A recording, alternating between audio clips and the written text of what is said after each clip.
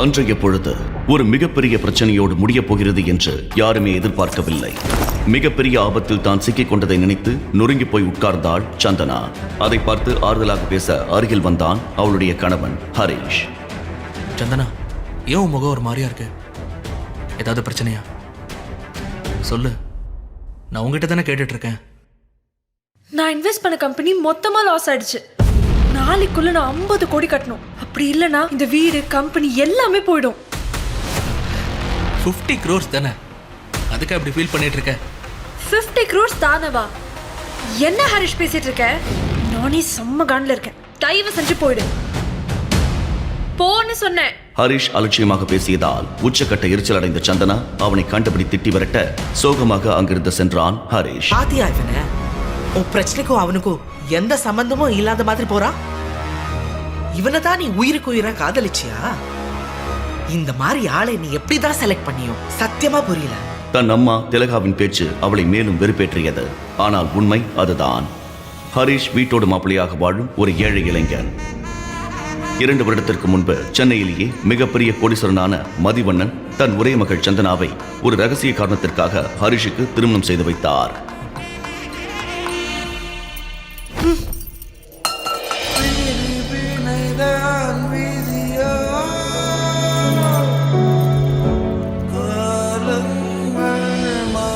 சொந்த வீட்டிலேயே அனாதையாக்கப்பட்டான் ஹரிஷ்.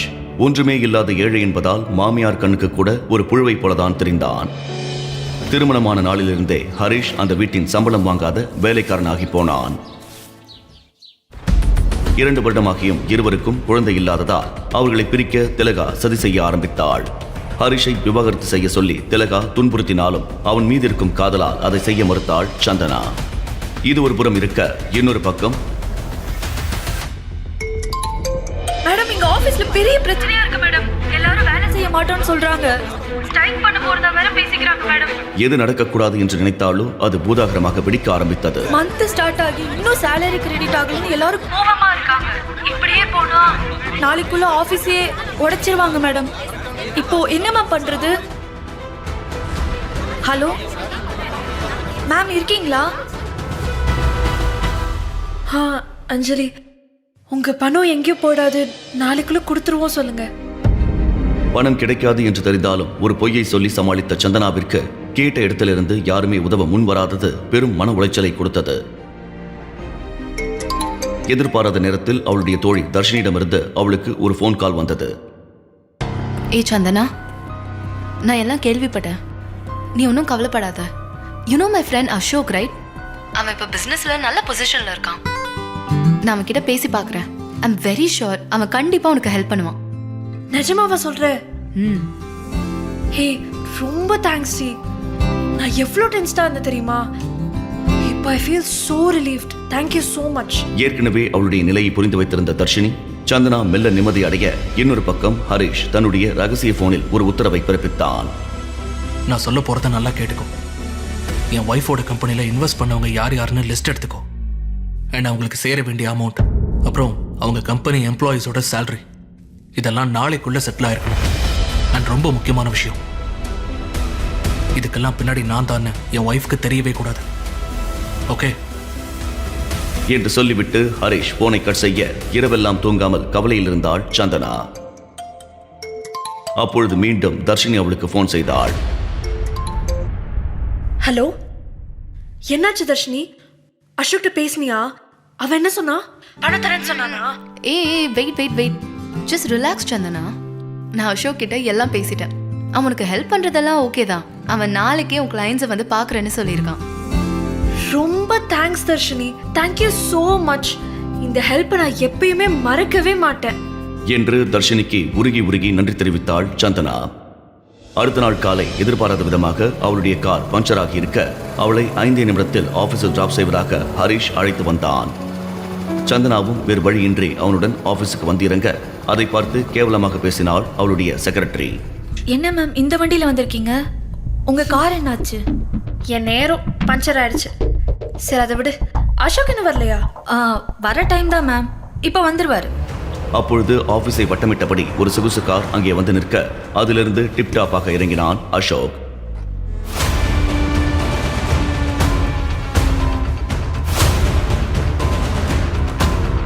அவனை பார்த்ததுமே உற்சாகமாக வரவேற்றாள் சந்தனா. ஹாய் அசோக். ஹாய் சந்தனா. வந்து ரொம்ப நேரம் ஆச்சா? இல்ல இப்பதான் வந்தோம். அதே நேரம் ஹரிஷின் ஸ்கூட்டரை கேவலமாக பார்த்து, வாட், இந்த வண்டியா? இந்த மாதிரி வண்டியில நீ எதுக்கு வர?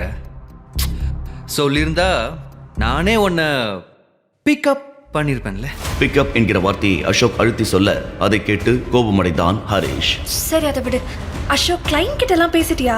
அது எதுவும் இஷ்யூ ஆகாதுல்ல? கம் ஆன் சந்தனா, நான் இருக்கும்போது நீ எதுக்கு கவலைப்படுற?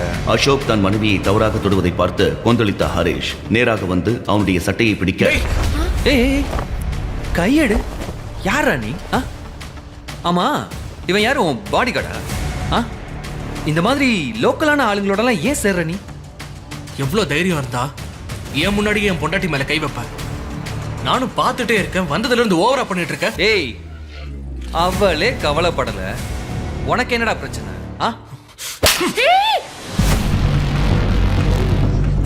இதை பார்த்த சந்தனாவின் ஊழியர்கள் அத்தனை பேரும் சிரிக்க அது அசோக்குக்கு பெரும் அவமானத்தை கொடுத்தது. ஹரிஷ் என்ன பண்ணிட்டு இருக்க? உன்னை நான் இதுக்கு தான் கூட்டு வந்தேனா? எனக்கு ஹெல்ப் பண்ண வந்தறப்ப ஏன் இப்படி பண்ற? என் மேல எதுக்கு சந்தனா கோவப்படுற? அவன் என்ன சொன்னது உனக்கு தப்பா தெரியலையா? அசோக் பண்ணல என்ன தப்பு இருக்கு? என் நிலைமைய புரிஞ்சுக்காம ஏன் இப்படி பண்ற? அசோக் அசோக் ப்ளீஸ் அசோக் போகாத அசோக். ஹரிஷ் மேல இருக்க தப்புக்கு நான் சாரி கேட்கிறேன். ப்ளீஸ் அசோக், உன்னை விட்டு இந்த ப்ராப்ளம்ல இருந்து என்ன யாருமே காப்பாற்ற முடியாது. அது உனக்கு தெரியுது, ஆனா உன் புருஷனுக்கு தெரியலையே. எல்லாரும் முன்னாடி என்ன அடிச்சு அவமானப்படுத்திருக்கான். அவனை என் காலில் விழுந்து மன்னிப்பு கேட்க சொல்லு. என்ன ஹரிஷ் மண்ணு மாதிரி நிக்கிற? அசோக் போய் சாரி கேளு ஹரிஷ். அவன் காலில் நான் விழணுமா? உனக்கு ஏதாவது மண்டை குழம்பு போச்சா? கண்டவன் காலில் போய் விழ சொல்ற? சாரி சந்தனா, இதுக்கு மேல நான் இங்க நின்னா அது எனக்கு தான் அசிங்கம். அதான் அவன் தைரியமான புருஷன் இருக்கான்ல, அவன் அவன் பிரச்சனையை சால்வ் பண்ணுவான். சந்தனாவை மேலும் வெறுப்பேற்ற நினைத்த அசோக் தன்னுடைய காரில் ஏறி அங்கிருந்து கிளம்பி சென்றான். இப்போ உனக்கு சந்தோஷமா? எல்லாரும் முன்னாடி இப்படி என்ன நிக்க வச்சிட்டல? உனக்கு என்ன அவ்வளோ ஈகோ? ஒரு சாரி கேட்டா உன் பரம்பரமான போடுமா? இவ்ளோ நாள் நீ எதுக்குமே உதவ மாட்டேன்னு நினைச்சேன். ஆனா இன்னைக்கு தான் தோணுது நீ ஒரு சரியான சாடிஸ்ட். இப்படி கண்ட முன்னாடி கெஞ்ச வச்சிட்டல? என் கண்ணு முன்னாடி நிக்காது, எங்கேயாச்சும் போய் தல என்று சந்தனா கோபமாக அங்கிருந்து செல்ல உடைந்து போனான் ஹரிஷ். சந்தனா, நான் சொன்னது சரியா போச்சு பாத்தியா? சொல்ல சொல்ல கேட்காம அவனை போய் கல்யாணம் பண்ணிட்டு வந்து நின்னியே, இப்ப என்னாச்சு? அவன் புத்திய காட்டினா இல்ல, அவனால இப்போ எல்லாரும் தெருவுக்கு வந்துட்டோம். சந்தனா ஒரு நிமிஷம், நான் அசோக் கிட்ட பேசினேன். அவன் இப்போவும் உனக்கு ஹெல்ப் பண்ண ரெடியாக தான் இருக்கான். ஆனால் ஒரு கண்டிஷன், நீ ஹரிஷை டிவோர்ஸ் பண்ணிட்டு அசோக்கை கல்யாணம் பண்ண சம்மதிச்சா இப்போவே உன் பிரச்சனை இருந்து காப்பாற்ற அவன் ரெடியாக இருக்கான். அவளை எதுக்கு நீ முறைக்கிற? தர்ஷினி சொல்லறதுல என்ன தப்பு இருக்கு? அசோக்குக்கு என்ன குறைச்சல்? பணம் இல்லையா, அந்தஸ்து இல்லையா, பார்க்க லட்சணமா வேற இருக்கான். இந்த தருதலைய தலைமொழிக்கிட்டு அசோக் தம்பிய கல்யாணம் பண்ணிக்கோ. இன்னொரு பக்கம் ஏற்கனவே குழப்பத்தில் இருந்த சந்தனாவை இருவரும் மேலும் குழப்ப தடுமாற ஆரம்பித்தாள் சந்தனா. அப்பொழுது அவளுடைய கிளையண்டிடமிருந்து அவளுக்கு போன் வந்தது. வணக்கம் மேடம், நீங்க சொன்ன மாதிரியே அமௌண்ட் எல்லாம் செட்டில் பண்ணிட்டீங்க, ரொம்ப சந்தோஷம். நான் சொன்ன மாதிரியே உங்களோட ஆபீஸ் டாக்குமெண்ட், வீட்டு பத்திரம் எல்லாத்தையும் நான் கொடுத்து அனுப்பிட்டேன். அன்னைக்கு உங்களை தப்பா பேசினதுக்கு என்னை மன்னிச்சிருங்க என்று கிளையண்ட் கனிவாக பேச சந்தனாவுக்கு அது பெரும் ஷாக்காக இருந்தது. அடுத்த நொடியே சந்தனாவின் செக்ரட்டரி அவளுக்கு போன் செய்தாள். யாரோ ஒருத்தர் நம்ம ஆபீஸ் எம்ப்ளாயிஸ் எல்லாருக்குமே salary கிரெடிட் பண்ணிருக்கார் மேம். எம்ப்ளாயிஸ் எல்லாரும் ஸ்ட்ரைக்கை வாபஸ் வாங்கிட்டாங்க. அதை சொல்லதான் மேம் உங்களுக்கு கால் பண்ணேன். செட்டில் பண்ணிட்டாங்களா? ஆமா மேம். இதெல்லாம் எப்படி சாத்தியம் என்று தெரியாமல் சந்தனா ஆச்சரியமாக, என்னோட கிளையண்ட் கால் பண்ணி எல்லா பணத்தையும் யாரும் செட்டில் பண்ணதா சொல்றாரு. என்னோட எம்ப்ளாயிஸ்க்கும் salary போயிருக்கு. என்ன? யாரா இருக்கும்? இன்னுமா புரியல? இதுக்கெல்லாம் காரணம் கண்டிப்பா அசோக் தான். அவ்வளோ அசிங்கப்பட்ட அப்புறமும் உனக்காக இவ்வளோ பண்ணியிருக்கான் பாரு. இந்த நிலைமையில யாரா இருந்தாலும் விட்டுட்டு தான் போயிருப்பாங்க. இப்போவாவது தெரிஞ்சுக்கோ, உன்னை யாரு உண்மையா லவ் பண்றாங்கன்னு. என்று தர்ஷினி சந்தோஷமாக கூற வேறு வழியின்றி அதை அப்படியே நம்பினாள் சந்தனா. இன்னொரு பக்கம் ஹரிஷ் மீண்டும் அதே ரகசிய போன் காலில் நான் இருந்தார். சொன்னதெல்லாம் அரேஞ்ச் பண்ணியாச்சுல, அப்புறம் நாளைக்கு வந்து சொதப்பிடக்கூடாது. நான் சொன்ன விஷயம்லாம் வாங்கிட்டீங்களான்னு மாறி மாறி கிராஸ் செக் பண்ணிக்கோங்க. இந்த உலகத்திலே யாரும் இந்த மாதிரி சர்ப்ரைஸ் பண்ணிருக்க கூடாது.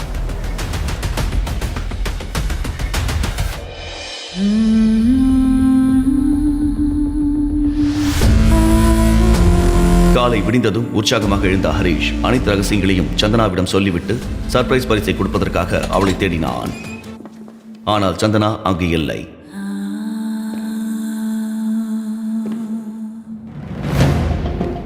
போனில் அவளை அழைத்தாலும் பதில் வரவில்லை. அப்பொழுதுதான் வீட்டில் யாருமே இல்லாதது அவனுக்கு புரிந்தது.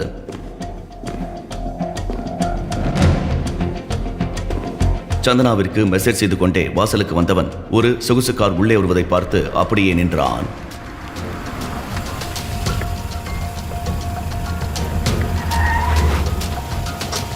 அதிலிருந்து சந்தனா, திலகா மற்றும் தர்ஷினி இறங்க அவனுக்கு ஒன்றுமே புரியவில்லை.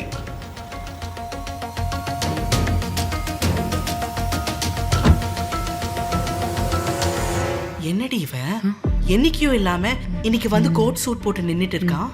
எங்கேயாவது வாடகைக்கு எடுத்திருப்பானோ? அது வந்து எங்கேயாவது திருடிட்டு வந்திருப்பான்.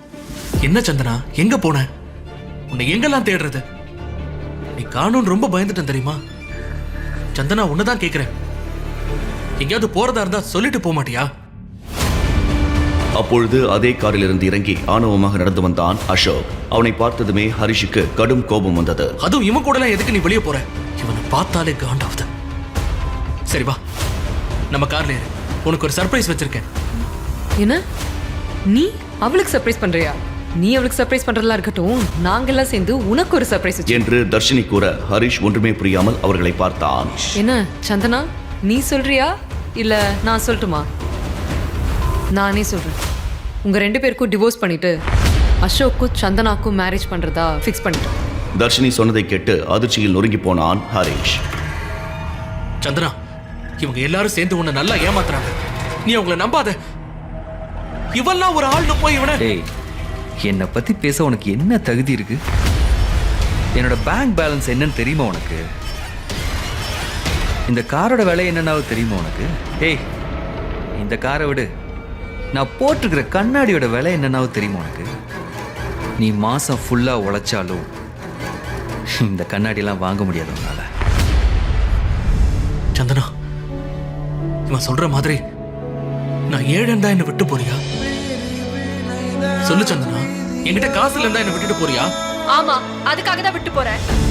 என் சூழ்நிலை என்னன்னு தெரிஞ்சும் புரிஞ்சுக்காம கஷ்டப்படுத்துற உன்னை விட நீ அவரை அவ்வளவு அசிங்கப்படுத்தினாலும் எனக்காக எல்லாத்தையுமே மறந்துட்டு எதையுமே எதிர்பார்க்காம எனக்கு ஹெல்ப் பண்ணாரு பாத்தியா? அவர் எவ்வளவோ மேல். என்னை பொறுத்த வரைக்கும் நீ எல்லாம் அசோக்கோட கால் தூசிக்கு சமம். என்று சந்தனா கோபமாக கத்திக் கொண்டிருக்க ஹரிஷ் இந்த உலகமே நொறுங்கி போனது போல உணர்ந்தான். மகிழ்ச்சியாக முன்னே வந்த திலகா, இந்தா டைவோர்ஸ் பேப்பர். என் பொண்ணு கையெழுத்து போட்டுட்டா, நீயும் கையெழுத்து போட்டு உடனே இந்த இடத்தை காலி பண்ணு என்று அலட்சியமாக சொல்ல ஹரிஷ் சந்தனாவை ஏக்கத்தோடு பார்த்தான். சந்தனாவை தன்னை விட்டு பிரிவதற்கு முடிவெடுத்ததால் விவாகரத்துக்கு கையெழுத்திட்டான் ஹரிஷ்.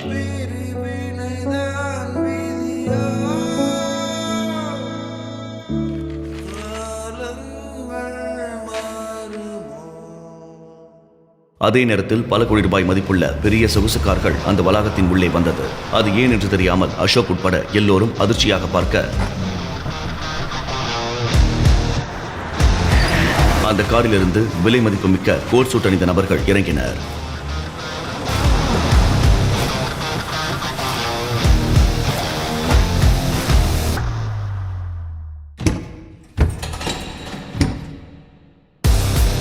அதில் ஒரு அழகிய பெண் சந்தனாவின் முன்னே வந்து ஒரு பாக்ஸை ஓபன் செய்ய அதில் 20 கோடி மதிப்புள்ள சாலிடர் நெக்லஸ் இருந்ததை பார்த்து எல்லோரும் மிரண்டு போயினர்.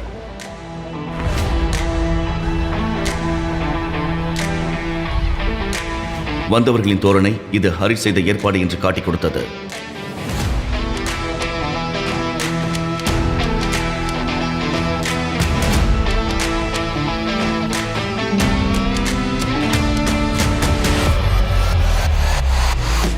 அப்பொழுது சந்தனா திடீரென வாந்தி எடுக்க அதை பார்த்து நிலநடுக்கம் வந்தது போல மிரண்டு போனான் அசோக். ஹரிஷும் சந்தனாவும் இணைவார்களா? ஹரிஷ் அனைவரிடமும் மறைக்கும் ரகசியம் என்ன? ஹரிஷ் தான் உதவி செய்தான் என்கிற ரகசியம் சந்தனாவுக்கு தெரிய வருமா? வீட்டோட மாப்பிள்ளையாக அவமானப்படும் ஒருவன் எப்படி 20 கோடிக்கு வைர நெக்லஸ் வாங்கினான்? இந்த கேள்விகளுக்கான பதிலை தெரிஞ்சுக்க உடனே பாக்கெட் எஃப்எம் டவுன்லோட் செய்து இந்த ஆடியோ சினிமாவை இலவசமாக கேளுங்க. இது கிங். லிங்க் டிஸ்கிரிப்ஷனில் கொடுக்கப்பட்டுள்ளது.